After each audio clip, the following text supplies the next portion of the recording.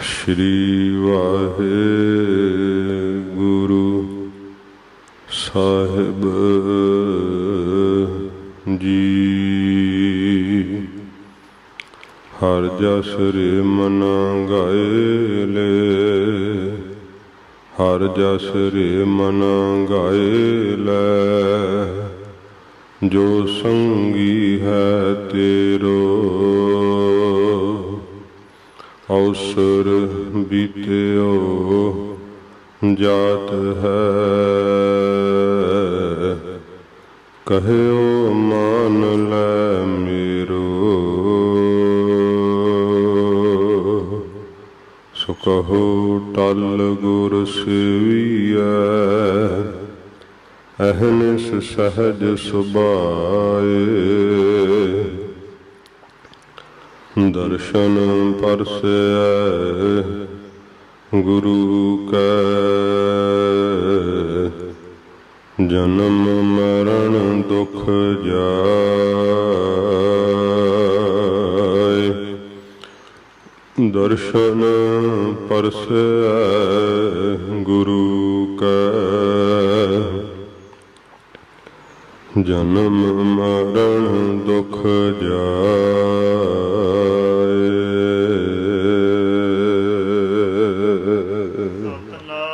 सतनाम श्री वाहिगुरु साहिब जी।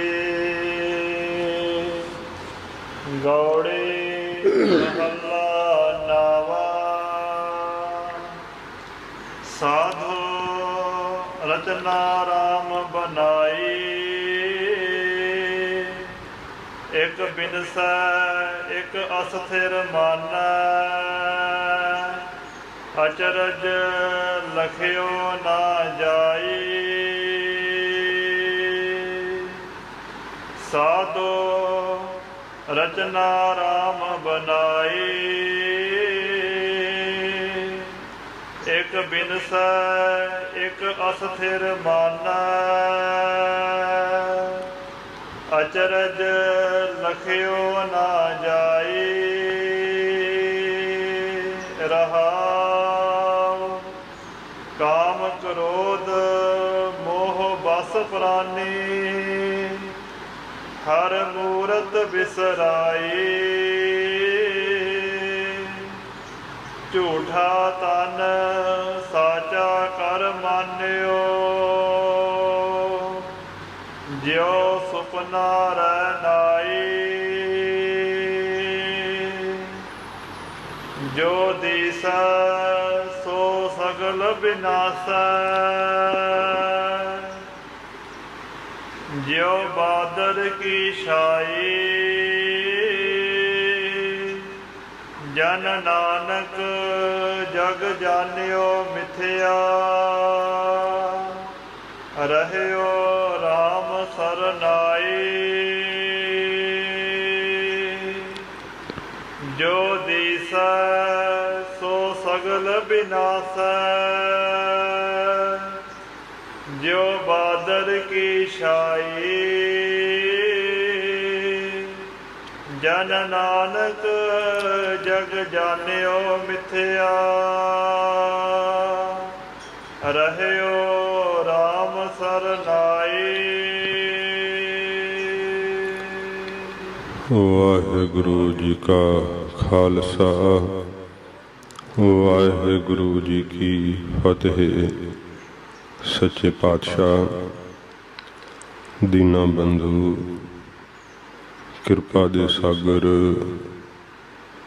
धन साहिब श्री गुरु ग्रंथ साहिब जी महाराज हजूर दी परम कृपालता सदका सतसंगत दीयां घड़ियां विच आपां जुड़ बैठे हाँ। धन गुरु तेग बहादुर सच्चे पातशाह जी महाराज हजूर दा पवित्र आगमन गुरपुरब शताब्दी पुरब जो 1 मई नूं आ रहा है। बहुत प्यार शरधा नाल सच्चे पातशाह जी का ਅਵਤਾਰ ਗੁਰਪੁਰਬ ਮਨਾਉਣ ਵਾਸਤੇ ਪੰਥ ਵਿੱਚ ਬੜੇ ਉਤਸ਼ਾਹ ਨਾਲ ਤਿਆਰੀਆਂ ਹੋ ਰਹੀਆਂ ਨੇ। ਗੁਰਸਿੱਖ ਸੰਗਤਾਂ ਦੇ ਹੁਕਮ ਨੂੰ ਮੰਨਦਿਆਂ ਹੋਇਆਂ ਸਤਿਗੁਰੂ ਜੀ ਦੀ ਪਵਿੱਤਰ ਬਾਣੀ ਦੀ ਲੜੀਵਾਰ ਕਥਾ ਦੀ ਕੱਲ ਆਰੰਭਤਾ ਹੋਈ ਸੀ। ਸੱਚੇ ਪਾਤਸ਼ਾਹ ਜੀ ਨੇ ਗੌੜੀ ਰਾਗ ਦੇ ਅੰਦਰ ਜੋ ਪਵਿੱਤਰ ਉਪਦੇਸ਼ ਬਖਸ਼ਿਸ਼ ਕੀਤਾ ਹੈ, ਕੱਲ ਦੀ ਕਥਾ ਵਿੱਚ ਇੱਕ ਸ਼ਬਦ ਸੰਪੂਰਨ ਹੋਇਆ ਸੀ। ਮਹਾਰਾਜ ਸੱਚੇ ਪਾਤਸ਼ਾਹ ਜੀ ਅੱਗੇ ਜਿਵੇਂ ਬਖਸ਼ਿਸ਼ ਕਰਦੇ ਹੈ, ਹਜ਼ੂਰ ਦੀ ਸ਼ੁਭ ਸਿੱਖਿਆ ਨੂੰ ਕਮਾਉਣਾ, ਮਹਾਰਾਜ ਜੀ ਦੀ ਪਵਿੱਤਰ ਬਾਣੀ ਦਾ ਨਿਤਨੇਮ ਕਰਨਾ। ਜਦੋਂ ਸਤਿਗੁਰਾਂ ਜੀ ਦੇ ਅਵਤਾਰ ਗੁਰਪੁਰਬ ਆਉਂਦੇ ਹਨ, ਹਜ਼ੂਰ ਦੀ ਸਿੱਖਿਆ ਆਪਣੇ ਜੀਵਨ ਵਿੱਚ ਧਾਰਨ ਕਰਨਾ ਹੀ ਸਤਿਗੁਰਾਂ ਜੀ ਦਾ ਪੁਰਬ ਮਨਾਉਣਾ ਹੈ। ਜੇ ਮਹਾਰਾਜ ਦੀ ਸਿੱਖਿਆ ਨੂੰ ਆਪਣੇ ਜੀਵਨ ਵਿੱਚ ਧਾਰਨ ਨਾ ਕਰੀਏ ਤੇ ਸਮਾਗਮ ਵੀ ਕਰਨੇ ਚਾਹੀਦੇ ਹੈ, ਪਰ ਜੇ ਇਕੱਲੇ ਆਪਾਂ ਸਮਾਗਮ ਹੀ ਕਰੀਏ ਤੇ ਸੱਚੇ ਪਾਤਸ਼ਾਹ ਜੀ ਦੇ ਉਪਦੇਸ਼ ਨੂੰ ਕਮਾਈਏ ਨਾ, ਫਿਰ ਉਸ ਪ੍ਰਬੰਧ ਵਿੱਚੋਂ ਜਿਹੜੇ ਸੁਣ ਕੇ ਕਮਾਉਂਦੇ ਆ ਉਹ ਲਾਭ ਉਠਾਉਂਦੇ ਆ, ਜਿਹੜੇ ਮਹਾਰਾਜ ਦੀ ਸਿਫਤ ਵਡਿਆਈ ਕਹਿ ਕੇ ਕਮਾਉਂਦੇ ਆ ਉਹ ਵੀ ਲਾਭ ਉਠਾਉਂਦੇ ਆ। ਜੇ ਆਪਾਂ ਕੇਵਲ ਪ੍ਰਬੰਧ ਹੀ ਕਰਦੇ ਰਹੀਏ ਤੇ ਕਮਾਈਏ ਨਾ, ਫਿਰ ਸਾਨੂੰ ਪੂਰਾ ਲਾਭ ਨਹੀਂ ਪ੍ਰਾਪਤ ਹੋ ਸਕਦਾ। ਸੱਚੇ ਪਾਤਸ਼ਾਹ ਜੀ ਦਾ ਅਵਤਾਰ ਗੁਰਪੁਰਬ ਮਨਾਇਆ ਤਾਂ ਹੀ ਵੱਡਾ ਸਫਲ ਆਏ। ਜੇ ਮਹਾਰਾਜ ਸੱਚੇ ਪਾਤਸ਼ਾਹ ਜੀ ਦਾ ਪਵਿੱਤਰ ਉਪਦੇਸ਼ ਕਮਾਈਏ ਵੀ, ਮਹਾਰਾਜ ਦੀ ਬਾਣੀ ਸੁਣੀਏ ਪਿਆਰ ਸ਼ਰਧਾ ਨਾਲ ਤੇ ਸਤਿਗੁਰਾਂ ਜੀ ਦੀ ਬਾਣੀ ਦਾ ਪਾਠ ਵੀ ਕਰੀਏ। ਸੱਚੇ ਪਾਤਸ਼ਾਹ ਜੀ ਮਹਾਰਾਜ ਜੋ ਪਵਿੱਤਰ ਉਪਦੇਸ਼ ਮਹਾਰਾਜ ਜੀ ਸਾਡੇ ਤਾਈਂ ਬਖਸ਼ਿਸ਼ ਕਰਦੇ ਹੈ, ਜੀਵਨ ਦੇ ਅੰਦਰ ਜੋ ਜੰਜਾਲ ਪੈ ਜਾਂਦੇ ਹੈ ਇਹ ਬੜੇ ਦੁਸਤਰ ਹਨ, ਬੜੇ ਕਠਿਨ ਹਨ। ਇਹਨਾਂ ਬੰਧਨਾਂ ਤੋਂ ਜੀਵ ਛੁੱਟ ਨਹੀਂ ਪਾਉਂਦਾ।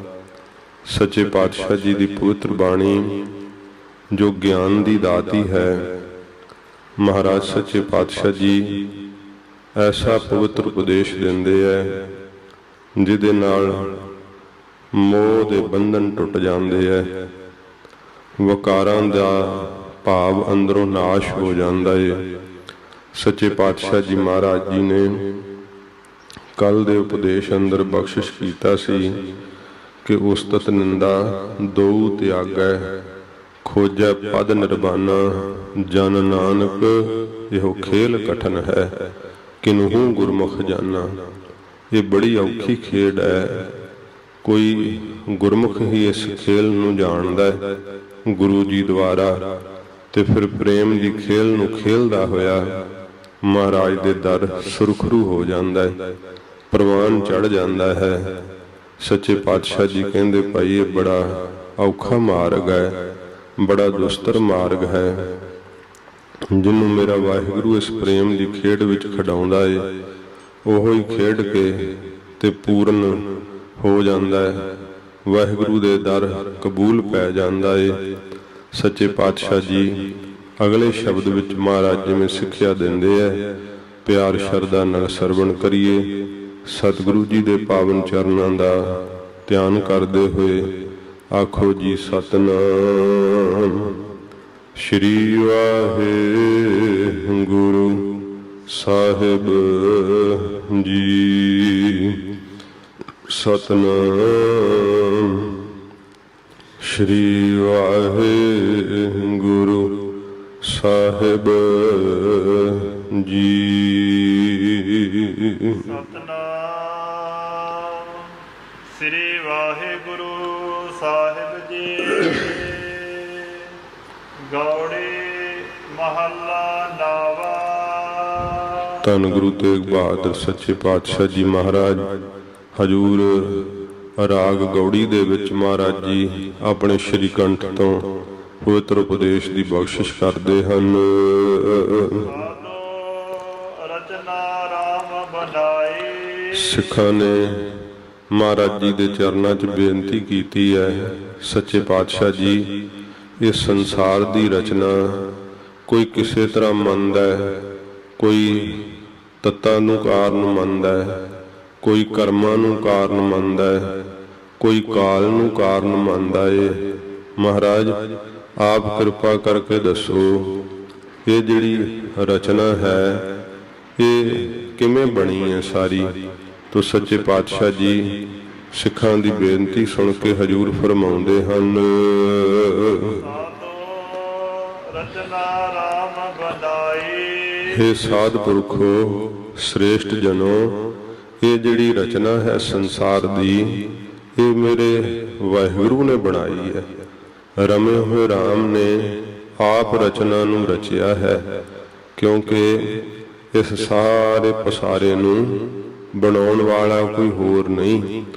ਜੇ ਆਪਾਂ ਮੰਨੀਏ ਕਿ ਤਤ ਕਾਰਨ ਨੇ ਤੇ ਫਿਰ ਤੱਤਾਂ ਦਾ ਕਾਰਨ ਕੌਣ ਹੈ? ਤੱਤਾਂ ਦਾ ਕਾਰਨ ਵੀ ਤਾਂ ਉਹ ਆਪ ਹੀ ਹੈ ਨਾ।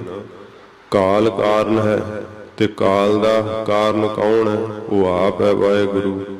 ਇਸ ਕਰਕੇ ਜਿੰਨੇ ਵੀ ਕਾਰਨ ਹਨ ਉਹਨਾਂ ਸਾਰਿਆਂ ਦਾ ਕਾਰਨ ਰੂਪ ਉਹ ਵਾਹਿਗੁਰੂ ਆਪ ਹੀ ਹੈ।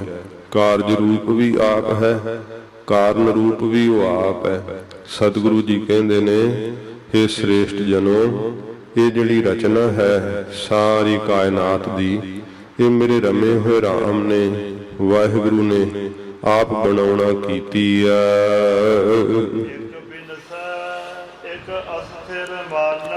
ਇਸ ਸੰਸਾਰ ਦੇ ਅੰਦਰ ਇੱਕ ਬਿਨਸ ਰਹੇ ਹੈ, ਆਪਣੀ ਆਯੂ ਨੂੰ ਭੋਗ ਕੇ ਸੰਸਾਰ ਤੋਂ ਜਾ ਰਹੇ ਹੈ। ਸਰੀਰ ਮਿਟਦੇ ਜਾ ਰਹੇ ਹੈ, ਦੇਹਾਂ ਪਰ ਰਬ ਦੇ ਮੁਤਾਬਕ ਆਪਣੀ ਆਯੂ ਭੋਗ ਕਰਕੇ ਸੰਸਾਰ ਨੂੰ ਛੱਡ ਰਹੇ ਹੈ, ਬਿਨਸ ਰਹੇ ਹੈ। ਇੱਕ ਬਿਨਸ ਹੈ, ਇੱਕ ਅਸਥਿਰ ਮਨ ਹੈ ਤੇ ਬਿਨਸਦਾ ਹੋਇਆ ਸਾਹਮਣੇ ਦੇਹ ਨੂੰ ਵੇਖਦੇ ਹੈ। ਦੇਹ ਵਿੱਚ ਹੀ ਰਹਿੰਦਾ ਹੋਇਆ ਜੀਵ ਫਿਰ ਆਪਣੇ ਆਪ ਨੂੰ ਅਸਥਿਰ ਮੰਨੀ ਬੈਠਾ ਹੈ। ਜਿੱਥੇ ਜਿਹੜੀਆਂ ਜ਼ਮੀਨਾਂ ਹਨ, ਜਾਇਦਾਦਾਂ ਹਨ, ਉਹਨਾਂ ਦਾ ਮਾਲਕ ਬਣਦਾ ਏ, ਬੜੇ ਜ਼ਿਆਦੇ ਦਾਅਵੇ ਕਰਦਾ ਏ, ਆਪਣਤ ਕਰਦਾ ਏ, ਕਿਉਂਕਿ ਉਹਦੇ ਮਨ ਅੰਦਰ ਇਹ ਭਰਮ ਹੈ ਕਿ ਮੈਂ ਇੱਥੇ ਸਦੀਵ ਰਹਿਣਾ ਹੈ। ਉਹਨੇ ਇਸ ਸਾਰੀ ਰਚਨਾ ਨੂੰ ਸਥਿਰ ਕਰਕੇ ਮੰਨਿਆ ਹੋਇਆ ਹੈ।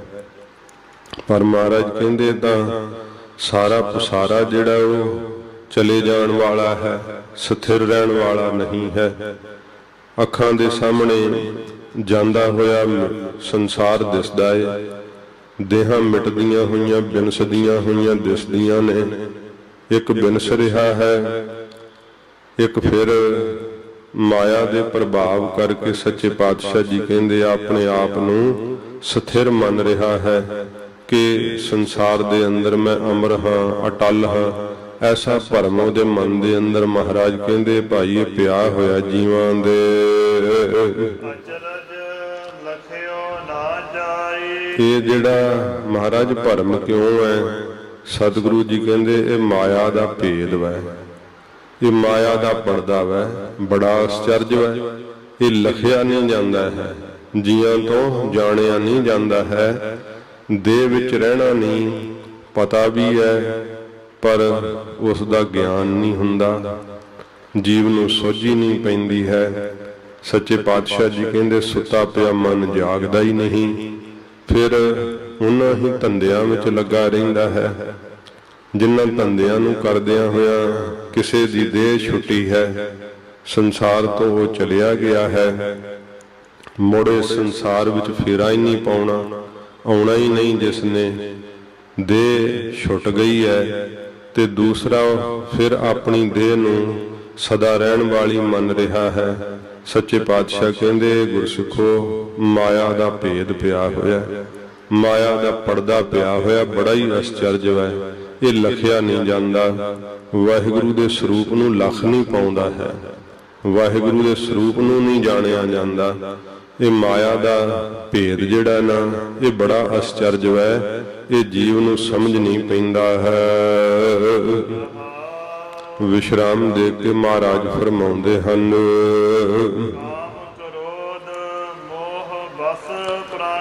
ਮਹਾਰਾਜ ਇਹ ਭਰਮ ਛੁਟਕਦਾ ਕਿਉਂ ਨਹੀਂ?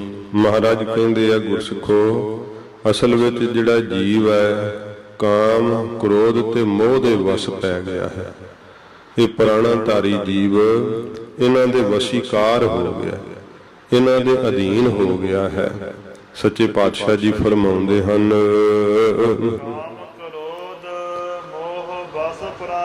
ਇਹਨਾਂ ਦੇ ਵਸ ਪੈ ਗਿਆ, ਅਧੀਨ ਹੋ ਗਿਆ। ਇਸ ਕਰਕੇ ਮਹਾਰਾਜ ਕਹਿੰਦੇ ਮਾਇਆ ਦਾ ਭਰਮ ਜਿਹੜਾ ਨਾ, ਪਰਦਾ, ਉਹ ਬਾਹਲਾ ਜ਼ਿਆਦਾ ਗਾੜਾ ਹੋ ਗਿਆ।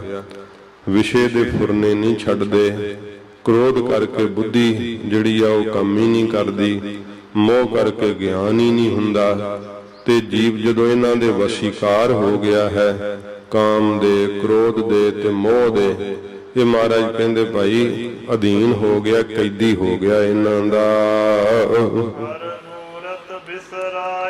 ਜੋ ਹਰੀ ਪਰਮੇਸ਼ਰ ਸਾਹਿਬ ਦੇ ਮਨ ਨੂੰ ਹਰਿਆਂ ਭਰਿਆਂ ਕਰਨ ਵਾਲਾ ਹੈ, ਉਹਦੀ ਪਿਆਰੀ ਮੂਰਤ, ਉਹਦਾ ਜਿਹੜਾ ਸਰੂਪ ਹੈ ਅਚਲ ਮੂਰਤ, ਉਸ ਨੂੰ ਪ੍ਰਕਾਸ਼ ਸਰੂਪ ਪਰਮੇਸ਼ਰ ਨੂੰ ਵਸਾਰ ਦਿੱਤਾ ਹੈ। ਗੁਰ ਮੂਰਤ ਗੁਰ ਸ਼ਬਦ ਹੈ, ਗੁਰੂ ਜੀ ਦਾ ਸ਼ਬਦ ਇਸ ਨੇ ਵਸਾਰ ਦਿੱਤਾ ਹੈ, ਭੁਲਾ ਦਿੱਤਾ ਹੈ ਪਰਮੇਸ਼ਰ ਦੇ ਸਰੂਪ ਨੂੰ। ਇਹਨੂੰ ਚੇਤਾ ਕੀ ਹੈ? ਪਦਾਰਥਾਂ ਦਾ ਚੇਤਾ ਹੈ, ਸਰੀਰ ਦੇ ਰਸਾਂ ਦਾ ਚੇਤਾ ਹੈ। ਪਰ ਹਰ ਮੂਰਤ ਵਿਸਰਾਈ, ਵਾਹਿਗੁਰੂ ਦੀ ਪਿਆਰੀ ਮੂਰਤ ਜਿਹੜੀ ਹੈ ਉਹ ਇਹਨੇ ਵਸਾਰ ਦਿੱਤੀ ਹੈ, ਭੁਲਾ ਦਿੱਤੀ ਹੈ। ਵਾਹਿਗੁਰੂ ਦੇ ਸਰੂਪ ਦਾ ਚਿੰਤਨ ਕਰੇ ਤਾਂ ਹੀ ਤਾਂ ਮਾਇਆ ਦਾ ਪਰਦਾ ਹਟੇ।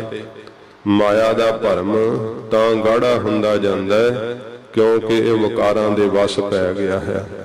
ਜਿੰਨਾ ਚਿਰ ਵਿਕਾਰਾਂ ਦੇ ਵਸ ਰਹਿੰਦਾ ਨਾ, ਅਧੀਨ ਰਹਿੰਦਾ ਮਨ, ਤੇ ਕਹੇ ਮਾਇਆ ਹਟ ਜੇ, ਮਾਇਆ ਨਹੀਂ ਹਟ ਸਕਦੀ, ਉਹ ਤਾਂ ਸਗੋਂ ਪ੍ਰਬਲ ਹੁੰਦੀ ਜਾਂਦੀ ਹੈ।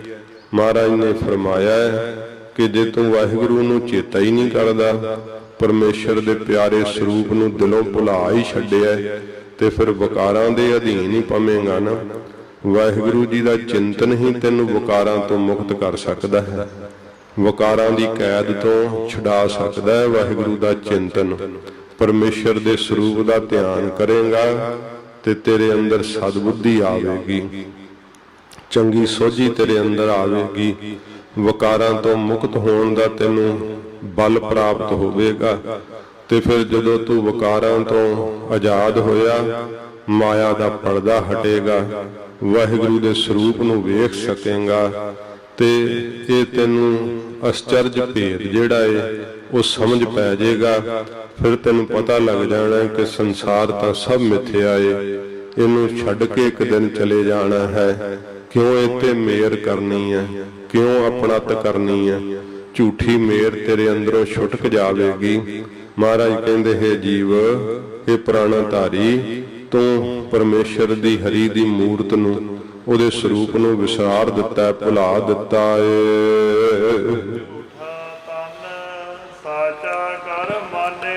ਇਹ ਜਿਹੜਾ ਤਨ ਸਰੀਰ ਹੈ, ਮਹਾਰਾਜ ਕਹਿੰਦੇ ਝੂਠਾ ਏ, ਪਰ ਇਹਨੂੰ ਸੱਚਾ ਕਰਕੇ ਮੰਨ ਲਿਆ ਹੈ।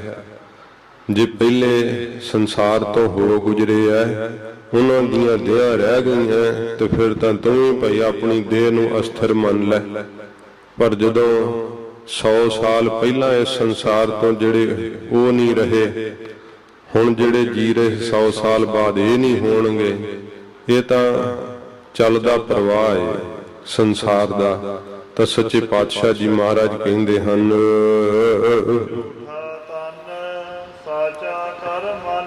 ਇਹ ਜਿਹੜਾ ਤਨ ਸਰੀਰ ਹੈ ਇਹ ਝੂਠਾ ਹੈ, ਪਰ ਇਹਨੂੰ ਤੂੰ ਸੱਚਾ ਕਰਕੇ ਮੰਨ ਲਿਆ ਹੈ, ਚਿਰੰਜੀਵੀ ਕਰਕੇ ਮੰਨ ਲਿਆ ਹੈ, ਸਦਾ ਰਹਿਣ ਵਾਲਾ ਕਰਕੇ ਸੱਚਾ ਮੰਨ ਲਿਆ ਏ।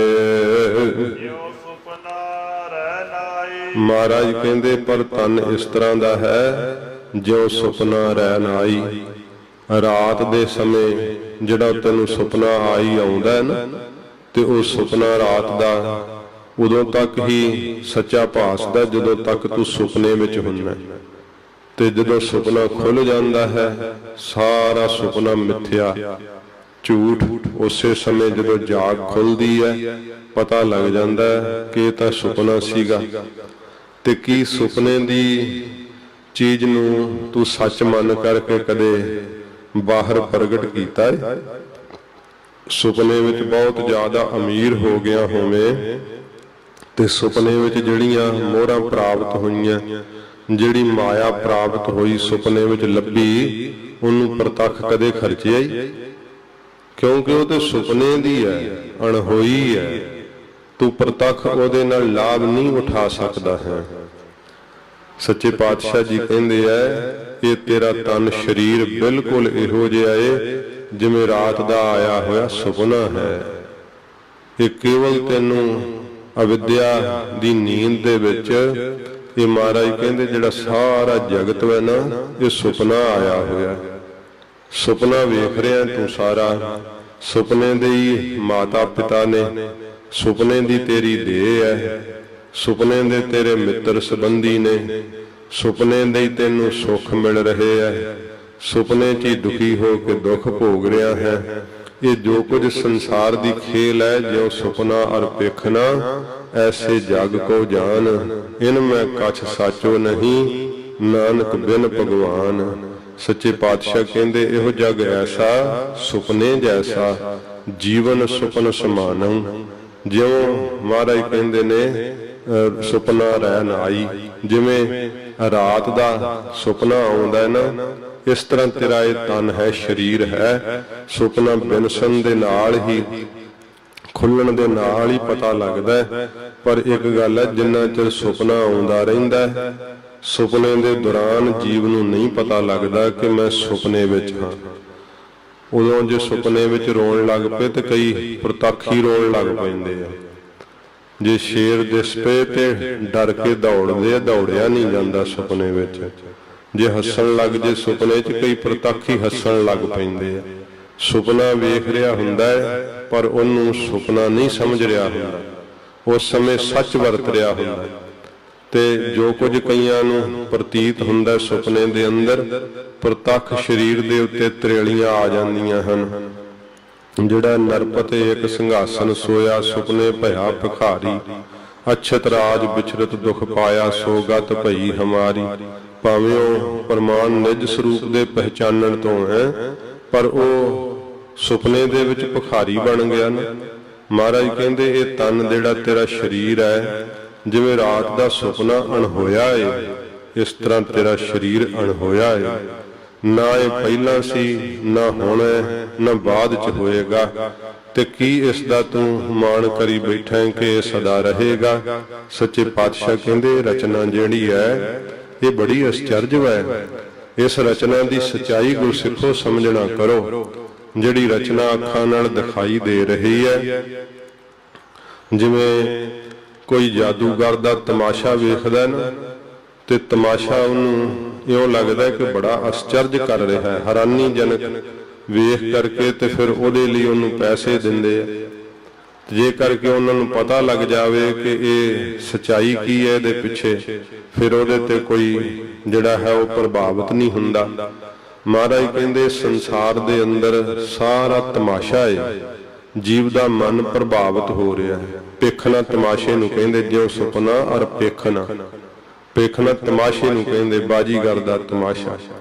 ਤੇ ਵੇਖ ਵੇਖ ਕੇ ਮਨ ਪ੍ਰਭਾਵਿਤ ਹੋ ਰਿਹਾ ਹੈ, ਸੁਪਨੇ ਨੂੰ ਸੱਚ ਮੰਨ ਰਿਹਾ ਹੈ ਤੇ ਇਹਦੇ 'ਚ ਦੁੱਖ ਸੁੱਖ ਭੋਗੀ ਜਾਂਦਾ ਹੈ। ਦੁੱਖ 'ਚ ਦੁਖੀ ਹੁੰਦਾ, ਸੁੱਖ 'ਚ ਆਪਣੇ ਆਪ ਨੂੰ ਸੁਖੀ ਮੰਨਦਾ ਹੈ। ਉਹ ਸੱਚੇ ਪਾਤਸ਼ਾਹ ਜੀ ਕਹਿੰਦੇ ਤਨ ਦੀ ਹਾਲਤ ਇਸ ਤਰ੍ਹਾਂ ਦੀ ਹੈ ਜਿਵੇਂ ਰਾਤ ਦਾ ਸੁਪਨਾ ਮਿੱਥਿਆ ਹੁੰਦਾ, ਝੂਠਾ ਹੁੰਦਾ। ਇਹ ਤੇਰਾ ਰਾਤ ਦਾ ਆਇਆ ਹੋਇਆ ਸੁਪਨੇ ਦੀ ਨਿਆਈ ਸਰੀਰ ਹੈ, ਦੇਹ ਹੈ ਜਿਹਨੂੰ ਤੂੰ ਸੱਚੀ ਮੰਨੀ ਬੈਠਾ ਹੈ।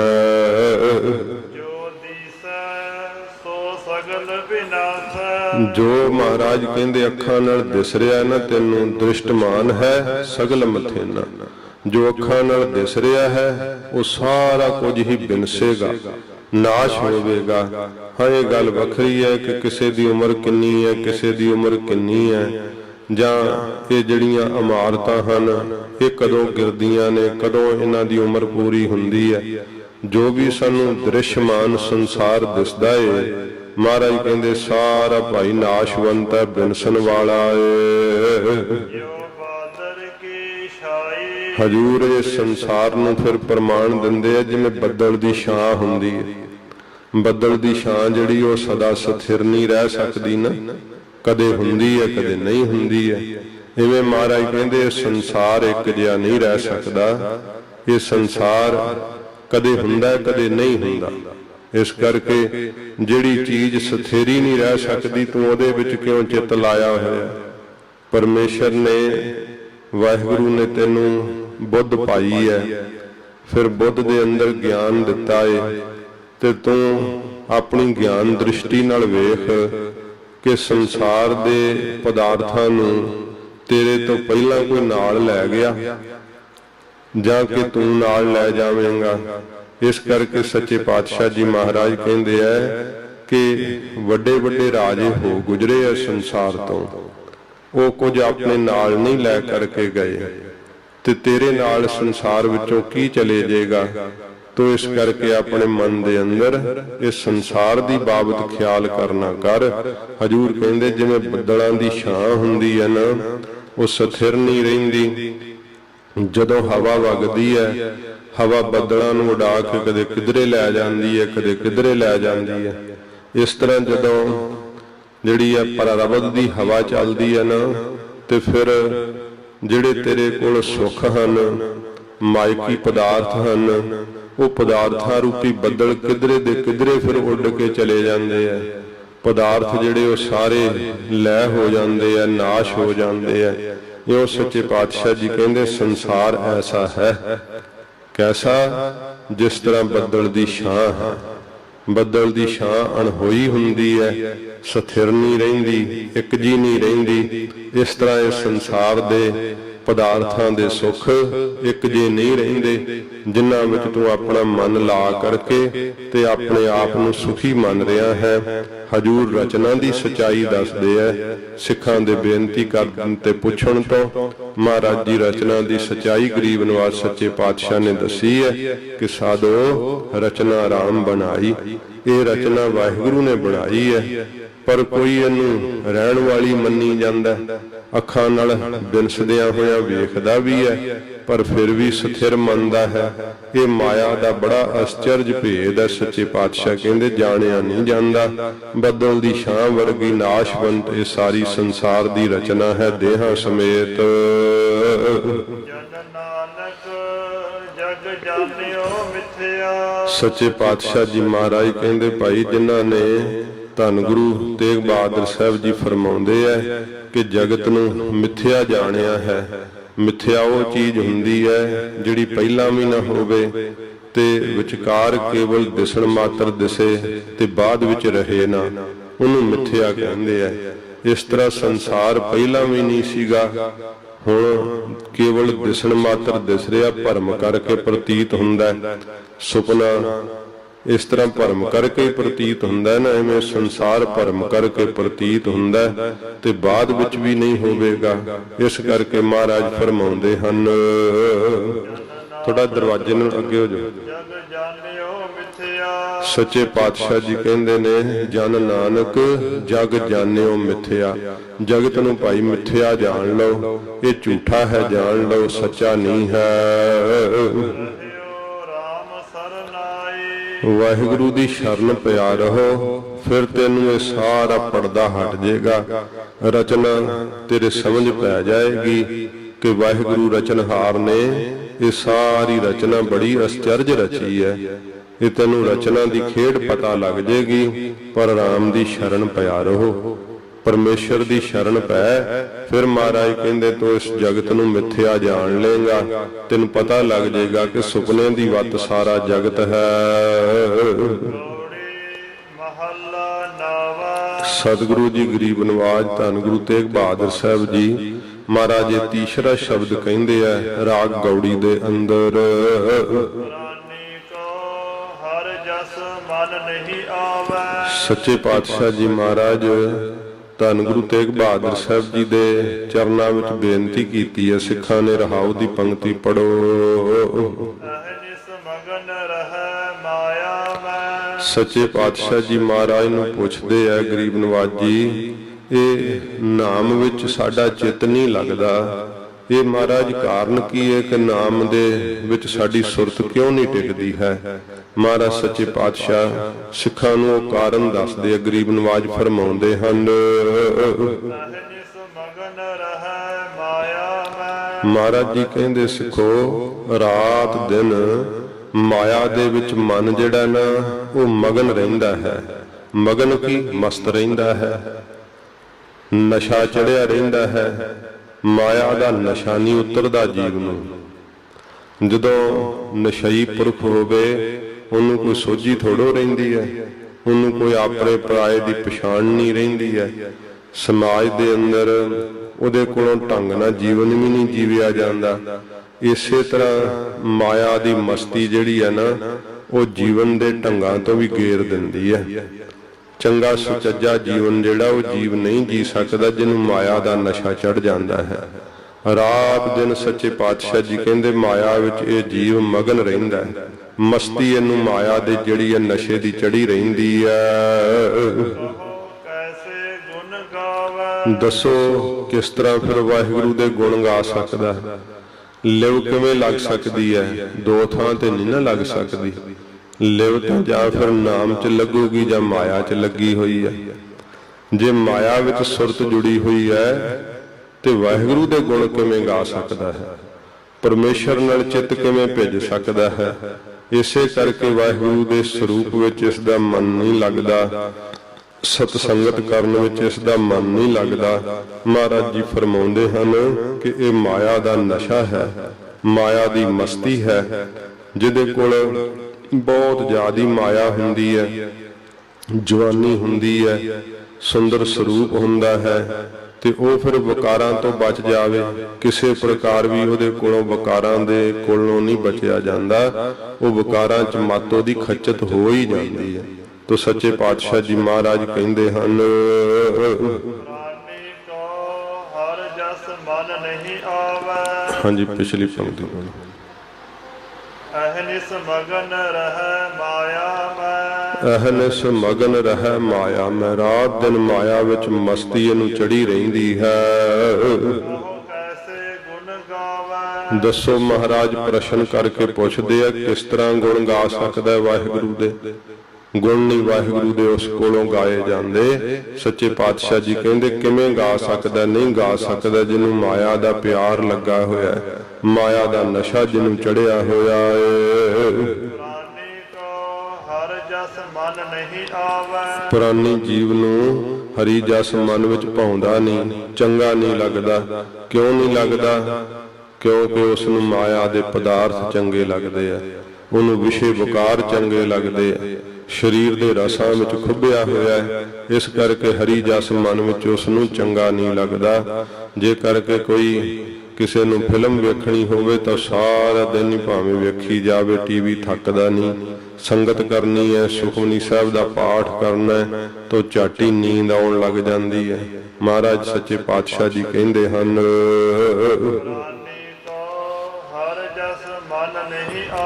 ਹਰੀ ਦਾ ਜਸ ਮਨ ਵਿੱਚ ਆਉਂਦਾ ਨਹੀਂ, ਭਾਵ ਭਾਉਂਦਾ ਨਹੀਂ, ਚੰਗਾ ਨਹੀਂ ਲੱਗਦਾ ਹੈ। ਉਹਦਾ ਮਨ ਮੰਨਦਾ ਨਹੀਂ, ਬੈਠਾ ਹੋਇਆ ਵੀ ਤਰਲੇ ਹੀ ਮਾਰਦਾ ਰਹਿੰਦਾ। ਸੰਗਤ ਵਿੱਚ ਜੇ ਬਹਿਣਾ ਵੀ ਪੈ ਜੇ ਤਾਂ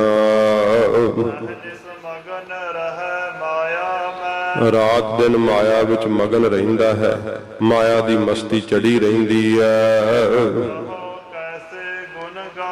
ਦੱਸੋ ਕਿਸ ਤਰ੍ਹਾਂ? ਮਹਾਰਾਜ ਕਹਿੰਦੇ ਭਾਈ ਗੁਣ ਗਾ ਸਕਦਾ? ਗੁਣ ਨਹੀਂ ਵਾਹਿਗੁਰੂ ਦੇ ਉਸ ਕੋਲੋਂ ਗਾਏ ਜਾਂਦੇ। ਵਿਸ਼ਰਾਮ ਦੇ ਕੇ ਮਹਾਰਾਜ ਫਰਮਾਉਂਦੇ ਹਨ,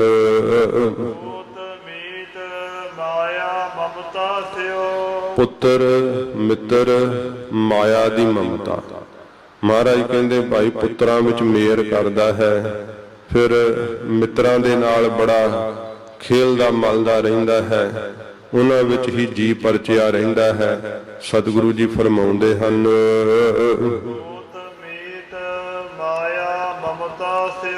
ਪੁੱਤਰ ਮਿੱਤਰ ਤੇ ਮਾਇਆ ਦੀ ਮਮਤਾ ਮੇਰ।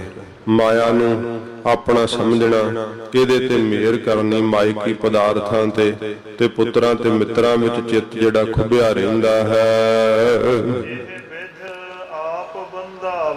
ਇਹ ਮਹਾਰਾਜ ਕਹਿੰਦੇ ਵਿਧੀਆਂ ਨੇ ਆਪਣੇ ਆਪ ਨੂੰ ਬਣਾ ਲੈਂਦਾ ਹੈ। ਪੁੱਤਰ ਮੋਹ ਵਿੱਚ ਵੱਜ ਜਾਂਦਾ ਹੈ, ਮਿੱਤਰਾਂ ਦੇ ਪ੍ਰੇਮ ਵਿੱਚ ਵੱਜ ਜਾਂਦਾ ਹੈ ਤੇ ਮਾਇਕੀ ਪਦਾਰਥਾਂ ਦੀ ਮੇਰ ਵਿੱਚ ਵੱਜ ਜਾਂਦਾ ਹੈ।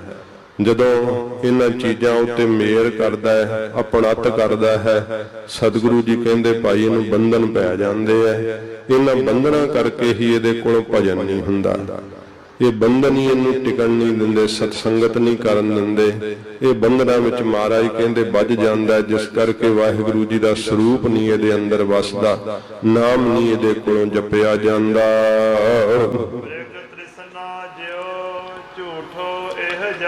ਇਹ ਜਿਹੜਾ ਜਗਤ ਹੈ ਹਜ਼ੂਰ ਕਹਿੰਦੇ ਮ੍ਰਿਗ ਤ੍ਰਿਸ਼ਨਾ ਦੀ ਤਰ੍ਹਾਂ ਝੂਠਾ ਹੈ। ਗੁਰਸਿੱਖੋ, ਮ੍ਰਿਗ ਤ੍ਰਿਸ਼ਨਾ ਉਹਨੂੰ ਕਹਿੰਦੇ ਆ ਜਦੋਂ ਮਾਰੂ ਥਲ ਦੇ ਵਿੱਚ ਹਿਰਨ ਪਾਣੀ ਪੀਣ ਲਈ ਦੂਰ ਤੱਕਦੇ ਐ ਤੇ ਗਰਮੀ ਨਾਲ ਜਦੋਂ ਪੱਖ ਲੱਗਦੇ ਐ ਤੇ ਉਹਨਾਂ ਨੂੰ ਪਾਣੀ ਪ੍ਰਤੀਤ ਹੁੰਦਾ ਹੈ, ਤੇ ਜਦੋਂ ਪਿਆਸ ਨਾਲ ਤੜਫਦਾ ਹਿਰਨ ਉੱਥੇ ਜਾਂਦਾ ਦੌੜ ਕੇ, ਪਰ ਉੱਥੇ ਪਾਣੀ ਹੁੰਦਾ ਨਹੀਂ ਤੇ ਵੇਖਦਾ ਫਿਰ ਉੱਥੇ ਖਲੋ ਕੇ ਹੋਰ ਅੱਗੇ, ਉਹਨੂੰ ਹੋਰ ਅੱਗੇ ਪਾਣੀ ਪ੍ਰਤੀਤ ਹੁੰਦਾ, ਉਧਰ ਨੂੰ ਦੌੜ ਪੈਂਦਾ। ਜਦੋਂ ਉੱਥੇ ਪਹੁੰਚਦਾ ਪਾਣੀ ਉੱਥੇ ਵੀ ਨਹੀਂ ਹੁੰਦਾ, ਕਿਉਂਕਿ ਪਾਣੀ ਹੁੰਦਾ ਹੀ ਨਹੀਂ ਅਸਲ ਵਿੱਚ, ਉਹਨੂੰ ਪ੍ਰਤੀਤ ਹੁੰਦਾ ਹੈ ਕਿ ਉੱਥੇ ਪਾਣੀ ਹੈ। ਇਸ ਤਰ੍ਹਾਂ ਸੱਚੇ ਪਾਤਸ਼ਾਹ ਜੀ ਕਹਿੰਦੇ ਜਗਤ ਦੇ ਸੁੱਖ ਜੀਵ ਨੂੰ ਪ੍ਰਤੀਤ ਹੁੰਦੇ ਆ ਜਦੋਂ ਆਪਣੀ ਜ਼ਿੰਦਗੀ ਵਿੱਚ ਅਗਾਂਹ ਨੂੰ ਵੇਖਦਾ ਹੈ, ਸੋਚਦਾ ਹੈ ਕਿ ਇੰਨੀ ਮਾਇਆ ਇਕੱਠੀ ਕਰ ਲਈ ਫਿਰ ਸੁਖੀ ਹੋ ਜਾਵਾਂਗੇ। ਸੁਖ ਰੂਪੀ ਜਲ ਪ੍ਰਤੀਤ ਹੁੰਦਾ, ਦੂਰ ਕੇ ਇੰਨੇ ਸਾਲਾਂ ਬਾਅਦ ਇੰਨੀ ਮਿਹਨਤ ਕਰ ਲਈ, ਪੁੱਤਰ ਵਿਆਹ ਲਏ, ਫਿਰ ਇੰਨੀ ਜਾਇਦਾਦ ਬਣਾ ਲਈ, ਸੁਖੀ ਹੋ ਜਾਵਾਂਗੇ।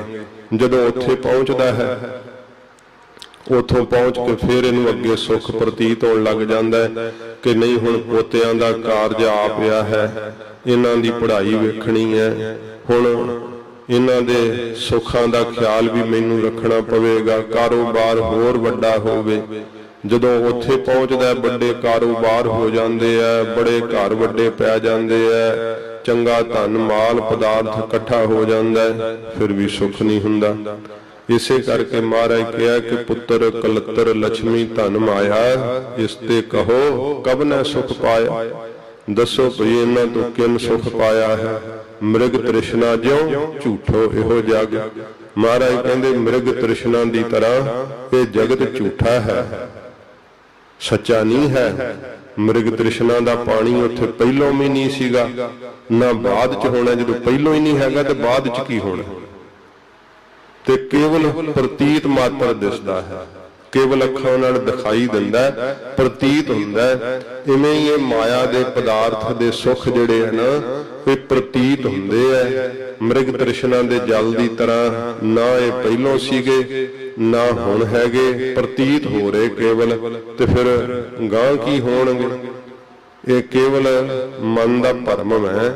ਮਹਾਰਾਜ ਨੇ ਇਸੇ ਕਰਕੇ ਇਸ ਸੰਸਾਰ ਨੂੰ ਮ੍ਰਿਗ ਤ੍ਰਿਸ਼ਨਾ ਦਾ ਸੱਚੇ ਪਾਤਸ਼ਾਹ ਜੀ ਨੇ ਜਲ ਕਿਹਾ। ਬਹੁਤ ਸੱਚੇ ਪਾਤਸ਼ਾਹ ਜੀ ਦਾ ਐਸਾ ਉਪਦੇਸ਼ ਕਿ ਸਾਰੇ ਜੰਜਾਲਾਂ ਤੋਂ ਛੁੱਟ ਜੇ ਜੀਵ ਦੇ ਮਨ ਚ ਵਸ ਜੇ ਤਾਂ, ਸਾਰੇ ਦੁੱਖਾਂ ਤੋਂ ਹੀ ਛੁੱਟ ਜਾਵੇ ਜੇ ਮਨ ਚ ਵਸ ਜੇ ਤਾਂ। ਮਹਾਰਾਜ ਕਹਿੰਦੇ ਭਾਈ ਮ੍ਰਿਗ ਤ੍ਰਿਸ਼ਨਾ ਦੀ ਤਰ੍ਹਾਂ ਝੂਠਾ ਹੈ ਇਹ ਸਾਰਾ ਸੰਸਾਰ।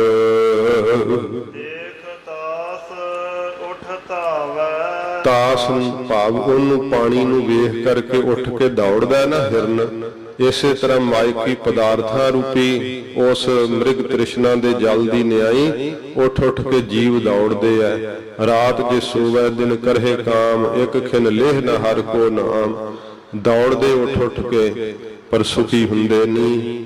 ਦੌੜਦੇ ਦਮ ਤੋੜ ਜਾਂਦਾ ਹਿਰਨ, ਪਿਆਸਾ ਮਰ ਜਾਂਦਾ ਤੜਫ ਕੇ, ਪਰ ਪਾਣੀ ਨਹੀਂ ਉਸ ਨੂੰ ਮਿਲਦਾ। ਇਸ ਤਰ੍ਹਾਂ ਸੰਸਾਰ ਦੇ ਜੀਵ ਮਾਇਕੀ ਸੁੱਖਾਂ ਦੇ ਪਿੱਛੇ ਦੌੜ ਕੇ ਖੱਪ ਜਾਂਦੇ ਐ, ਪਰ ਸੁੱਖ ਨਹੀਂ ਮਿਲਦਾ।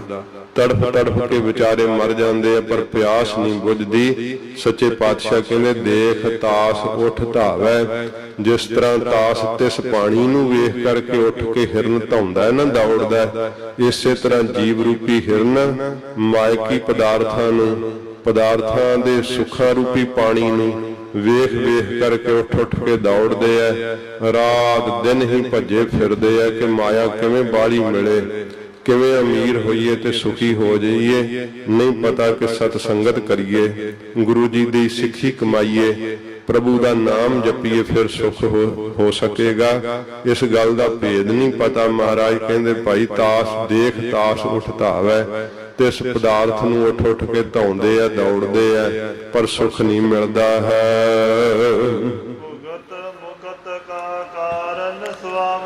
ਭੁਗਤ ਸਾਰੇ ਪਦਾਰਥਾਂ ਦਾ ਤੇ ਮਹਾਰਾਜ ਕਹਿੰਦੇ ਭਾਈ ਸਾਰੀਆਂ ਮੁਕਤੀਆਂ ਦਾ ਕਾਰਨ ਕੌਣ ਹੈ? ਮਾਇਕੀ ਪਦਾਰਥ ਤੇ ਨਹੀਂ ਨਾ। ਇਸ ਸੰਸਾਰ ਦੇ ਜੋ ਕੁਝ ਸਾਨੂੰ ਸੁਖ ਦਿਸਦੇ ਐ, ਇਹਨਾਂ ਦੇ ਨਾਲ ਤੇ ਨਾ ਸਾਰਾ ਕੁਝ ਪ੍ਰਾਪਤ ਹੁੰਦਾ।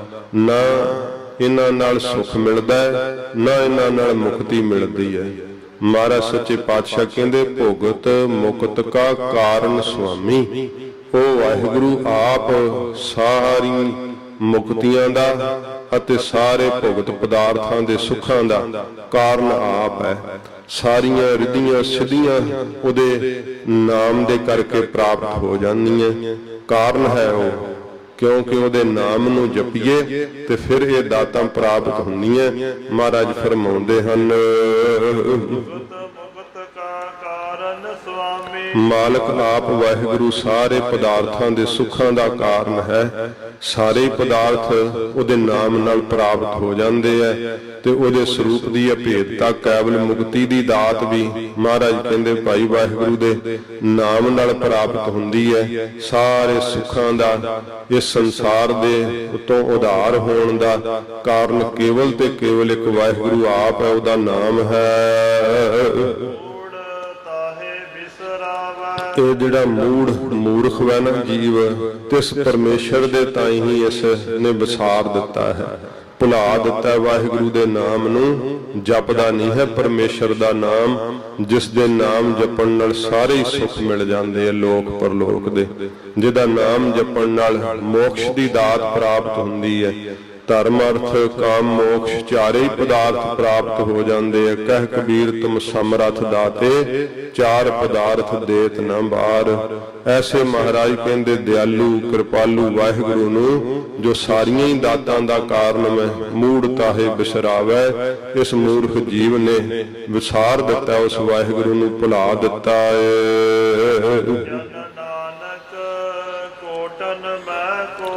ਹਜੂਰ ਕਹਿੰਦੇ ਹਨ ਧੰਨ ਗੁਰੂ ਤੇਗ ਬਹਾਦਰ ਸਾਹਿਬ ਜੀ ਮਹਾਰਾਜ ਕਿ ਹੇ ਗੁਰਸਿੱਖੋ, ਕਰੋੜਾਂ ਵਿੱਚੋਂ ਕੋਈ ਵਿਰਲਾ ਹੀ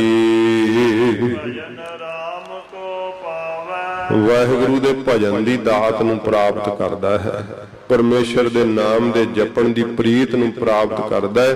ਕੋਈ ਕਰੋੜਾਂ ਵਿੱਚੋਂ ਮਹਾਰਾਜ ਕਹਿੰਦੇ ਭਾਈ ਵਿਰਲਾ ਹੈ ਜਿਹੜਾ ਵਾਹਿਗੁਰੂ ਦੇ ਪਿਆਰ ਨੂੰ ਪਾ ਕਰਕੇ ਨਿਹਾਲ ਹੁੰਦਾ ਏ। ਧੰਨ ਗੁਰੂ ਤੇਗ ਬਹਾਦਰ ਸੱਚੇ ਪਾਤਸ਼ਾਹ ਜੀ ਮਹਾਰਾਜ ਬਖਸ਼ਿਸ਼ ਕਰਦੇ ਹਨ ਰਾਗ ਗੌੜੀ ਦੇ ਅੰਦਰ।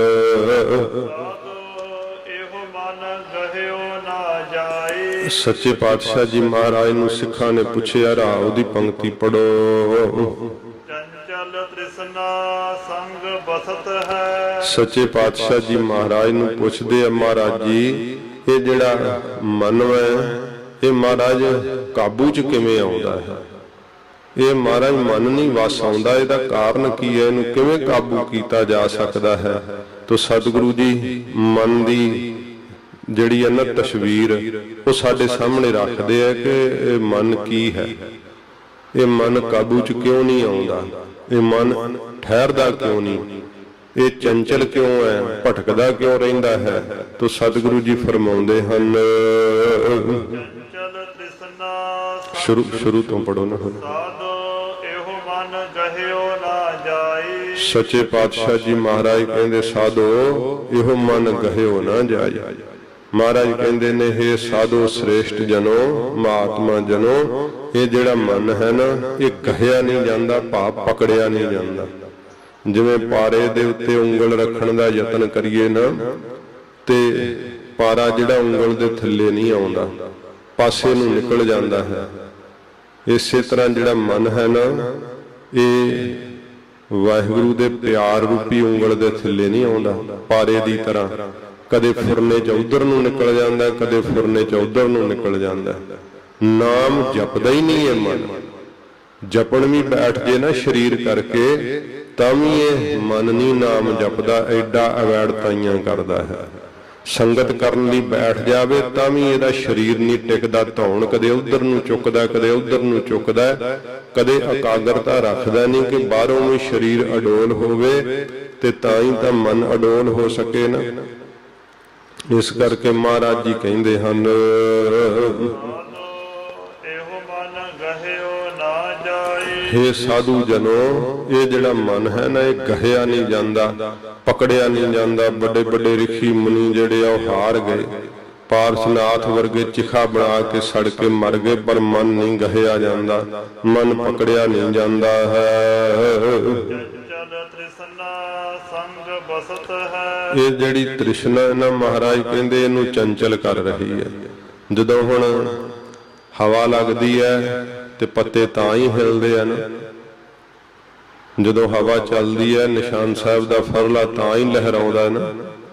ਇਹ ਮਹਾਰਾਜ ਜੀ ਸਾਨੂੰ ਪ੍ਰਮਾਣ ਦਿੰਦੇ ਆ ਕਿ ਹਰ ਵੇਲੇ ਦੇ ਅੰਦਰ ਤ੍ਰਿਸ਼ਨਾ ਦੀ ਹਨੇਰੀ ਚੱਲਦੀ ਰਹਿੰਦੀ ਹੈ, ਜਿਸ ਕਰਕੇ ਇਹ ਪਿੱਤਲ ਜਿਹੜਾ ਪਿੱਪਲ ਹੁੰਦਾ, ਉਹਦੇ ਪੱਤੇ ਦੀ ਕਰੁੰਬਲੀ ਵਾਂਗੂ ਇਹਦਾ ਹਰ ਵੇਲੇ ਚਿੱਤ ਡੋਲਦਾ ਹੀ ਰਹਿੰਦਾ। ਮਨ ਹਰ ਵੇਲੇ ਫੁਰਨਿਆਂ ਵਿੱਚ ਹਿਲਦਾ ਹੀ ਰਹਿੰਦਾ, ਫੁਰਨੇ ਕਰਦਾ ਹੀ ਰਹਿੰਦਾ, ਕਿਉਂਕਿ ਅੰਦਰ ਵਾਸ਼ਨਾ ਦੀ ਹਵਾ ਚੱਲ ਰਹੀ ਹੈ। ਉਹ ਹਵਾ ਨਹੀਂ ਰੁਕਦੀ, ਇਹਦਾ ਡੋਲਣਾ ਨਹੀਂ ਮੁੱਕਦਾ। ਤੋ ਸੱਚੇ ਪਾਤਸ਼ਾਹ ਜੀ ਕਹਿੰਦੇ, ਚੰਚਲ ਤ੍ਰਿਸ਼ਨਾ ਸੰਗ ਬਸਤ ਹੈ। ਇਹਦੇ ਨਾਲ ਰਹਿੰਦੀ ਹਰ ਵੇਲੇ ਚੰਚਲ ਕਰਨ ਵਾਲੀ। ਚੰਚਲ ਹੁੰਦਾ ਹਰ ਵੇਲੇ ਹਿੱਲਣਾ। ਜਿਵੇਂ ਗੋਲੀ ਐ ਨਿਸ਼ਾਨੇ ਤੇ ਪਹੁੰਚ ਜਾਂਦੀ ਹੈ, ਘੋੜਾ ਦੱਬਦੇ ਆਂ, ਜਿਵੇਂ ਜਿਹੜਾ ਸਵਿਚ ਆਨ ਕਰਦੇ ਆਂ ਹੀ ਲਾਈਟ ਜਿਹੜੀ ਆ ਉਸੇ ਵੇਲੇ ਜਗ ਪੈਂਦੀ ਹੈ। ਇਹ ਸਾਰੀਆਂ ਚੀਜ਼ਾਂ ਤੇਜ਼ ਮੰਨੀਆਂ, ਪਰ ਮਨ ਇਹਦੇ ਨਾਲੋਂ ਵੀ ਕਿਤੇ ਤੇਜ਼ ਹੈ। ਪਗਾਂ ਬਿਨ ਹੁਰੀਆਂ ਮਾਰਤਾ, ਬਦਨੇ ਬਿਰ ਖਿਰ ਖਿਰ ਹਾਸਤਾ। ਬਿਨਾਂ ਪੈਰਾਂ ਤੋਂ ਹੀ ਚੱਲ ਕੇ ਕਦੀ ਕਿਤੇ ਦੇਸ਼ ਵਿੱਚ ਪਹੁੰਚ ਜਾਂਦਾ, ਕਦੇ ਕਿਤੇ ਪਹੁੰਚ ਜਾਂਦਾ। ਉਹ ਕਿਉਂ? ਕਿਉਂਕਿ ਇਹਦੇ ਅੰਦਰ ਤ੍ਰਿਸ਼ਨਾ ਵਸ ਰਹੀ ਹੈ। ਚੰਚਲ ਤ੍ਰਿਸ਼ਨਾ ਸੰਗ ਬਸਤ ਹੈ। ਇਹਨੂੰ ਚੰਚਲ ਕਰਨ ਵਾਲੀ ਤ੍ਰਿਸ਼ਨਾ ਜਿਹੜੀ ਇਹਦੇ ਨਾਲ ਰਹਿੰਦੀ ਹੈ, ਉਹ ਵਾਸ਼ਨਾ ਇਹਦੇ ਕੋਲੋਂ ਛੁੱਟਦੀ ਨਹੀਂ। ਉਹ ਕਿਸੇ ਪ੍ਰਕਾਰ ਜਿਹੜੇ ਅੰਦਰ ਫੁਰਨੇ ਆ ਫਿਰ ਹਟਦੇ ਨਹੀਂ। ਹਰ ਵੇਲੇ ਮਨ ਜਿਹੜਾ ਉਹ ਚੰਚਲ ਹੋਇਆ ਰਹਿੰਦਾ ਹੈ। ਯਾ ਤੇ ਇਸ ਕਰਕੇ ਮਹਾਰਾਜ ਕਹਿੰਦੇ ਟਿਕਿਆ ਨਹੀਂ ਰਹਿੰਦਾ ਹੈ। ਇਹਦੇ ਕੋਲੋਂ ਜਿਹੜਾ ਇਕਾਗਰ ਨਹੀਂ ਫਿਰ ਮਨ ਕੀਤਾ ਜਾਂਦਾ, ਕਿਉਂਕਿ ਇਹਨੂੰ ਕੋਈ ਨਾ ਕੋਈ ਸੰਕਲਪ ਫੁਰਦਾ ਹੈ। ਭੁੱਖ ਅੰਦਰੋਂ ਮਿਟਦੀ ਨਹੀਂ, ਪਦਾਰਥਾਂ ਦੀ ਤ੍ਰਿਸ਼ਨਾ ਬੁਝਦੀ ਨਹੀਂ, ਜਿਸ ਕਰਕੇ ਫੁਰਨੇ ਤੇ ਫੁਰਨੇ ਮਨ ਕਰੀ ਜਾਂਦਾ। ਮਨ ਜਿਹੜਾ ਉਹ ਕਈ ਪ੍ਰਕਾਰ ਦੇ ਸੰਕਲਪ ਵਿਕਲਪ ਉਠਾਉਂਦਾ ਹੀ ਰਹਿੰਦਾ ਹੈ। ਯਾ ਤੇ ਥਿਰ ਨਾ ਰਹਾਈ, ਮਹਾਰਾਜ ਕਹਿੰਦੇ ਭਾਈ ਟਿਕਦਾ ਨਹੀਂ। ਇਸ ਕਰਕੇ ਵਿਸ਼ਰਾਮ ਦੇ ਕੇ ਮਹਾਰਾਜ ਫਰਮਾਉਂਦੇ ਹਨ,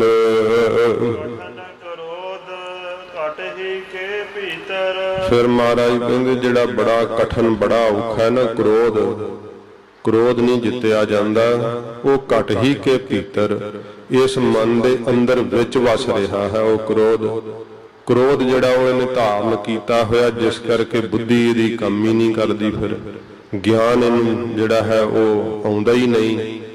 ਗਿਆਨ ਦੀ ਰੌਸ਼ਨੀ ਹੋਵੇ ਤਾਂ ਫਿਰ ਕੁਝ ਆਪਣੇ ਭਲੇ ਲਈ ਸੋਚ ਸਕੇ ਨਾ। ਜਿਹੜਾ ਕਠਨ ਬੜਾ ਹੀ ਦੁਖਦਾਈ ਬੜਾ ਹੀ ਔਖਾ ਉਹ ਕ੍ਰੋਧ ਹੈ। ਮਹਾਰਾਜ ਕਹਿੰਦੇ ਜਿਹੜਾ ਭਾਈ ਜਿਹੜਾ ਜਿੱਤਿਆ ਨਹੀਂ ਜਾਂਦਾ, ਕ੍ਰੋਧ ਨੂੰ ਮਹਾਰਾਜ ਜੀ ਨੇ ਚੰਡਾਲ ਦਾ ਦਰਜਾ ਦਿੱਤਾ ਹੈ, ਕਿਉਂਕਿ ਇਹ ਚੰਡਾਲਾਂ ਵਰਗੇ ਕੰਮ ਕਰਾ ਦਿੰਦਾ ਜੀਵ ਦੇ ਕੋਲੋਂ। ਤੇ ਇਸ ਕਰਕੇ ਸੱਚੇ ਪਾਤਸ਼ਾਹ ਜੀ ਕਹਿੰਦੇ ਬੜਾ ਕਠਨ ਹੈ, ਬੜਾ ਔਖਾ ਹੈ, ਬੜਾ ਦੁਸਤਰ ਹੈ। ਇਹ ਜਿਹੜਾ ਘਟ ਹੀ ਕੇ ਭੀਤਰ ਹਿਰਦੇ ਦੇ ਵਿੱਚ ਹੀ ਮਹਾਰਾਜ ਕਹਿੰਦੇ ਭਾਈ ਵੜਿਆ ਪਿਆ ਜਿਸ ਨੇ ਸਾਰੀ ਮਾਤੀ ਮਾਰ ਛੱਡੀ, ਸਾਰੀ ਅਕਲ ਹੀ ਭੁਲਾ ਛੱਡੀ ਹੈ, ਸਾਰੀ ਇਹਨੂੰ ਕੋਈ ਗਿਆਤ ਹੀ ਨਹੀਂ ਰਹਿਣ ਦਿੱਤੀ ਹੈ। ਜਦੋਂ ਕ੍ਰੋਧ ਆਉਂਦਾ ਉਦੋਂ ਕਿੱਥੇ ਗਿਆਤ ਰਹਿੰਦੀ ਹੈ, ਕਿੱਥੇ ਅਕਲ ਰਹਿੰਦੀ ਹੈ, ਸੁੱਧ ਕੰਮ ਹੀ ਨਹੀਂ ਕਰਦੀ ਹੈ। ਮਹਾਰਾਜ ਕਹਿੰਦੇ ਜਿਸ ਕਠਨ ਕ੍ਰੋਧ ਨੇ ਇਹਦੀ ਸਾਰੀ ਚੰਗੀ ਮੱਤ ਵਿਸਾਰ ਦਿੱਤੀ ਹੈ, ਭੁਲਾ ਦਿੱਤਾ ਇਹਨੂੰ, ਸਰੂਪ ਦਾ ਗਿਆਨ ਕੁਛ ਵੀ ਚੇਤੇ ਨਹੀਂ ਹੈ।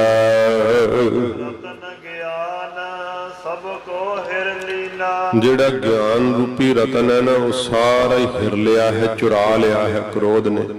ਇਸ ਮੱਤ ਦੇ ਅੰਦਰ ਬੜੇ ਸੋਹਣੇ ਜਿਹੜੇ ਆ ਨਾ ਮੱਤ ਵਿੱਚ ਰਤਨ ਜਵਾਹਰ ਮਾਣਕ, ਤੇ ਉਹ ਪ੍ਰਾਪਤ ਕਿਵੇਂ ਹੁੰਦੇ ਆ? ਜੇ ਇੱਕ ਗੁਰ ਕੀ ਸਿੱਖ ਸੁਣੀ, ਜੇ ਗੁਰੂ ਸਾਹਿਬ ਜੀ ਦੀ ਸਿੱਖਿਆ ਸੁਣੇ, ਮਹਾਰਾਜ ਜੀ ਦਾ ਉਪਦੇਸ਼ ਸੁਣੇ, ਤਾਂ ਕਰਕੇ ਉਹ ਰਤਨ ਅੰਦਰ ਪ੍ਰਗਟ ਹੋਣ। ਤੇ ਪਰ ਗੁਰ ਕਾ ਸ਼ਬਦ ਰਤਨ ਹੈ, ਹੀਰੇ ਜਿਤ ਜੜਾਓ। ਉਹ ਗਿਆਨ ਰਤਨ ਜਿਹੜਾ ਨਾ, ਉਹ ਇਸ ਨੂੰ ਚੇਤਾ ਹੀ ਨਹੀਂ। ਜਦੋਂ ਹੀਰੇ ਜਵਾਹਰਾਤ ਫਿਰ ਅੰਦਰ ਪ੍ਰਕਾਸ਼ ਹੋਵੇ ਤਾਂ ਫਿਰ ਦਿਸਦਾ ਹੈ ਉਹ ਸਾਰੇ ਕੁਝ ਰਤਨ। ਕੋਠੜੀ ਖੁੱਲੀ ਅਨੂਪਾ, ਸਤਿਗੁਰ ਸ਼ਬਦ ਉਜਾਰੋ ਦੀਪਾ।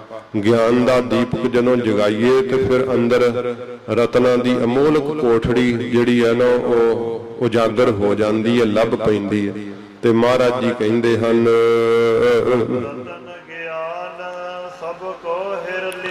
ਜਿਹੜਾ ਗਿਆਨ ਰੂਪੀ ਰਤਨ ਹੈ ਨਾ, ਉਹ ਸਾਰਾ ਕੁਝ ਹੀ ਇਸ ਕ੍ਰੋਧ ਨੇ ਹਿਰ ਲਿਆ ਹੈ, ਚੁਰਾ ਲਿਆ ਹੈ। ਗਿਆਨ ਨਹੀਂ ਜੀਵ ਨੂੰ ਹੋਣ ਦਿੰਦਾ, ਸੋਝੀ ਨਹੀਂ ਪੈਣ ਦਿੰਦਾ। ਸੱਚੇ ਪਾਤਸ਼ਾਹ ਜੀ ਕਹਿੰਦੇ ਭਾਈ ਅਮੋਲਕ ਰਤਨ ਨੇ, ਪਿਆਰ ਦਾ ਰਤਨ ਅੰਦਰ ਛੁਪਿਆ ਪਿਆ ਹੈ। ਫਿਰ ਇਸ ਪ੍ਰਕਾਰ ਬੈਰਾਗ ਦਾ ਰਤਨ ਅੰਦਰ ਛੁਪਿਆ ਪਿਆ ਹੈ। ਇਹ ਸਾਰਿਆਂ ਤੋਂ ਜੀਵ ਵਾਂਝਾ ਰਹਿ ਜਾਂਦਾ ਹੈ। ਜਦੋਂ ਮਹਾਰਾਜ ਕਹਿੰਦੇ ਭਾਈ ਇਹ ਕ੍ਰੋਧ ਇਹਦੀ ਮੱਤ ਵਿਸਾਰ ਦਿੰਦਾ, ਭੁਲਾ ਦਿੰਦਾ ਹੈ, ਤੇ ਗਿਆਨ ਰੂਪੀ ਅਮੋਲਕ ਰਤਨ ਨੂੰ ਇਹ ਮਹਾਰਾਜ ਕਹਿੰਦੇ ਭਾਈ ਵਿਸਾਰ ਬੈਠਦਾ ਏ। ਤੇ ਇਸ ਕ੍ਰੋਧ ਦੇ ਨਾਲ ਮਹਾਰਾਜ ਕਹਿੰਦੇ ਕੋਈ ਵਸ ਨਹੀਂ ਜੀਵ ਦਾ ਚੱਲਦਾ, ਕੋਈ ਜ਼ੋਰ ਨਹੀਂ ਚੱਲਦਾ। ਜਦੋਂ ਕ੍ਰੋਧ ਇਹਨੂੰ ਆਪਣੇ ਵਸੀਕਾਰ ਕਰਦਾ ਹੈ ਤੇ ਜੀਵ ਕਠਪੁਤਲੀਆਂ ਦੀ ਤਰ੍ਹਾਂ ਨੱਚਦੇ ਆ। ਇਹਦੇ ਅੰਦਰ ਜਿਹੜਾ ਹੈ, ਇਹ ਜਿਵੇਂ ਬਾਂਦਰ ਨੂੰ ਨਾਚ ਕਰਾਉਂਦਾ ਹੈ ਨਾ ਕਲੰਦਰ, ਇਸ ਤਰ੍ਹਾਂ ਸਾਧ ਸੰਗਤ ਜੀ ਸੱਚੇ ਪਾਤਸ਼ਾਹ ਕਹਿੰਦੇ ਨੇ ਕਿ ਇਉਂ ਫਿਰ ਜੀਵ ਕ੍ਰੋਧ ਦੇ ਅੱਗੇ ਨੱਚਦਾ ਹੈ, ਜਿਵੇਂ ਮਰਕਟ ਬਾਂਦਰ ਨੂੰ ਨਚਾਇਆ ਜਾਂਦਾ ਹੈ। ਇਸ ਤਰ੍ਹਾਂ ਇਹ ਕ੍ਰੋਧ ਦੇ ਅੱਗੇ ਜਿਹੜਾ ਹੈ, ਫਿਰ ਇਹ ਕ੍ਰੋਧ ਦਾ ਭਰਮਾਇਆ ਹੋਇਆ ਜਿਹੜਾ ਇਹ ਜੀਵ, ਇਹ ਫਿਰ ਨਾਚ ਕਰਦਾ। ਜਥਾ ਮਰਕਟ ਹੈ, ਮਰਕਟ ਬਾਂਦਰ ਦੀ ਤਰ੍ਹਾਂ ਇਹ ਨਾਚ ਕਰਦਾ ਹੈ। ਇਹਦਾ ਕੋਈ ਵਸ ਨਹੀਂ, ਕੋਈ ਜ਼ੋਰ ਨਹੀਂ ਚੱਲਦਾ ਹੈ।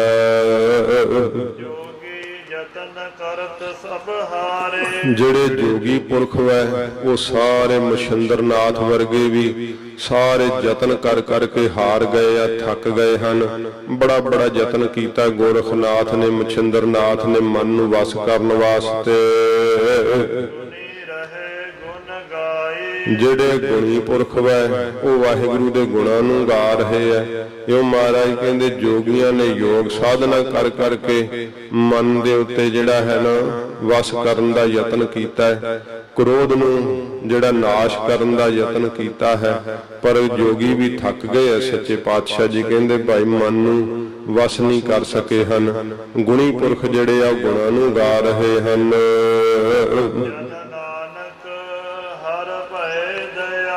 ਸਤਿਗੁਰੂ ਗਰੀਬ ਨਵਾਜ ਧੰਨ ਗੁਰੂ ਤੇਗ ਬਹਾਦਰ ਸਾਹਿਬ ਜੀ ਕਹਿੰਦੇ ਜਿਨ੍ਹਾਂ ਉੱਤੇ ਮੇਰਾ ਵਾਹਿਗੁਰੂ ਦਇਆਲੂ ਹੋਇਆ, ਕਿਰਪਾਲੂ ਹੋਇਆ ਏ, ਤਾਂ ਸਾਰੇ ਢੰਗ ਤਰੀਕੇ ਫਿਰ ਬਣ ਆਉਂਦੇ ਆ। ਫਿਰ ਤਾਂ ਕੰਧਾਂ ਵੀ ਉਪਦੇਸ਼ ਦੇਣ ਲੱਗ ਪੈਂਦੀਆਂ ਜਦੋਂ ਵਾਹਿਗੁਰੂ ਸਹਾਇਤਾ ਕਰਨ ਆਪ। ਜਦੋਂ ਪਰਮੇਸ਼ਰ ਹੀ ਦਇਆ ਕਰੇ ਨਾ ਤਾਂ ਮਹਾਰਾਜ ਕਹਿੰਦੇ ਫਿਰ ਇਹ ਮਨ ਕਾਬੂ ਆਉਂਦਾ। ਗੁਰਸਿੱਖੋ, ਫਿਰ ਮਨ ਦੇ ਵਿੱਚੋਂ ਕ੍ਰੋਧ ਨਾਸ਼ ਹੁੰਦਾ ਹੈ, ਨਹੀਂ ਤੇ ਮਤ ਮਾਰ ਛੱਡਦਾ ਕ੍ਰੋਧ ਜੀਵ ਦੀ। ਕੋਈ ਇਹਨੂੰ ਸੋਝੀ ਨਹੀਂ ਆਉਣ ਦਿੰਦਾ। ਮਤ ਦੇ ਅੰਦਰ ਇਹੋ ਜਿਹੇ ਸੋਹਣੇ ਰਤਨ ਜਵਾਹਰ ਮਾਣਕ ਇਹਨੂੰ ਦਿਸਦੇ ਹੀ ਨਹੀਂ ਹਨ, ਪ੍ਰਾਪਤ ਨਹੀਂ ਕਰ ਪਾਉਂਦਾ ਹੈ। ਜਦੋਂ ਮੇਰਾ ਵਾਹਿਗੁਰੂ ਦਿਆਲੂ ਹੁੰਦਾ ਹੈ, ਕਿਰਪਾ ਦੇ ਘਰ ਵਿੱਚ ਆਉਂਦਾ ਹੈ, ਉਦੋਂ ਸੱਚੇ ਪਾਤਸ਼ਾਹ ਜੀ ਮਹਾਰਾਜ ਕਹਿੰਦੇ ਨੇ ਫਿਰ ਇਹਨੂੰ ਇਹ ਦਾਤ ਪ੍ਰਾਪਤ ਹੁੰਦੀ ਹੈ। ਅਖੀਰਲੀ ਪੰਕਤੀ ਪੜ੍ਹ ਦਿਓ।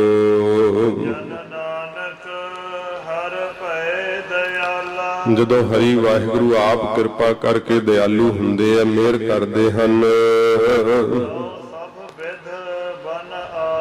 ਤਾਂ ਸਾਰੀਆਂ ਵਿਧੀਆਂ ਮਹਾਰਾਜ ਕਹਿੰਦੇ ਭਾਈ ਉਦੋਂ ਸਫਲੀਆਂ ਹੋ ਜਾਂਦੀਆਂ।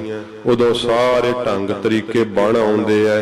ਜਿਹੜਾ ਵੀ ਕੋਈ ਯਤਨ ਕਰੀਏ ਫਿਰ ਬਹੁਤ ਮਨ ਇਕਾਗਰ ਹੋ ਜਾਂਦਾ ਹੈ। ਸੱਚੇ ਪਾਤਸ਼ਾਹ ਜੀ ਕਹਿੰਦੇ ਜਦੋਂ ਵਾਹਿਗੁਰੂ ਆਪ ਮਿਹਰ ਕਰਦੇ ਐ। ਇਹ ਗਰੀਬ ਨਵਾਜ ਸਤਿਗੁਰਾਂ ਜੀ ਨੇ ਪਵਿੱਤਰ ਉਪਦੇਸ਼ ਬਖਸ਼ਿਆ। ਹਜੂਰ ਰਹਿਮਤ ਕਰਨ। ਮਹਾਰਾਜ ਜੀ ਦਾ ਪਵਿੱਤਰ ਉਪਦੇਸ਼ ਹਿਰਦੇ 'ਚ ਵਸੇ। ਹੋਈਆਂ ਭੁੱਲਾਂ ਬਖਸ਼ ਲੈਣੀਆਂ ਜੀ। ਯਤਨ ਕਰਤ ਸਭ ਹਾਰੇ, ਗੁਣੀ ਰਹੇ ਗੁਣ ਗਾਏ। ਜਨ ਨਾਨਕ ਹਰ ਭੈ ਦਇਆਲਾ, ਤਉ ਸਭ ਬਿਦ ਬਨ ਆਏ। ਵਾਹਿਗੁਰੂ ਜੀ ਕਾ ਖਾਲਸਾ, ਵਾਹਿਗੁਰੂ ਜੀ ਕੀ ਫਤਿਹ।